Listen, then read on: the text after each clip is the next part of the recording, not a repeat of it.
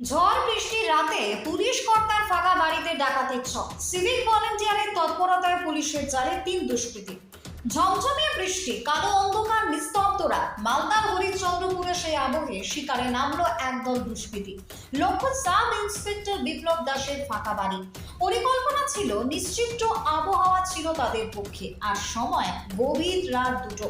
কিন্তু ভাগ্যের চাকা ঘুরিয়ে দিল 2 সিভিক ভলেন্টিয়ার, পিন্টু দাস এবং বিট্টু দাস। রাতে টহলরত অবস্থায় সন্দেহজনক নড়াচড়া দেখে সঙ্গে সঙ্গে থানায় খবর দেন তারা। মুহূর্তেই বিশাল পুলিশ বাহিনী ঘটনাস্থলে পৌঁছে ঘেরাও করে 3 দুষ্কৃতী। কাঞ্চন বেদ, ভোলা বেদ এবং রঞ্জন বেদকে পাকড়াও করে। বাকিরা অন্ধকারের সুযোগে পালায়।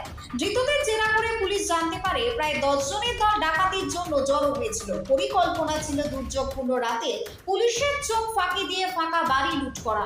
কিন্তু সিভিক ভলেন্টিয়ারদের তৎপরতায় ভেস্তে যায় পুরো ছক।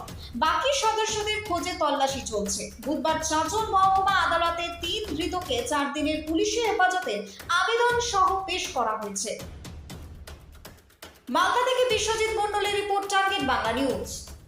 কি শুনতে পেয়েছিলেন, কি ঘটনা ঘটেছিল?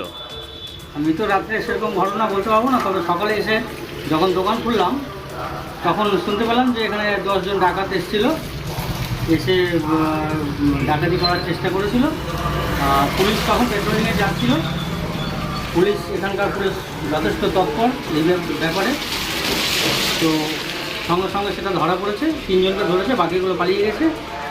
এটা কার বাড়ি, যে বাড়িতে ডাকাতি? এটা শ্রীকন্ঠী দাসের বাড়ি, মালদায় থাকে।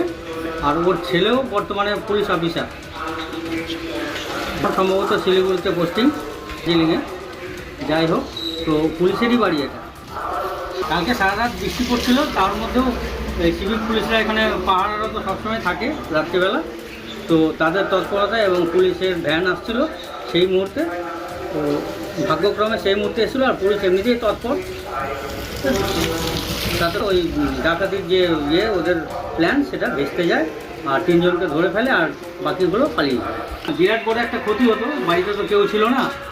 যদি পুলিশ সেই সময় না আসতো বা সিভিক পুলিশ না থাকতো, তাহলে অনেক বড় একটা কাণ্ড ঘটে যেতে পারতো, অনেক কিছু লুটপাট হয়ে যেতে পারতো।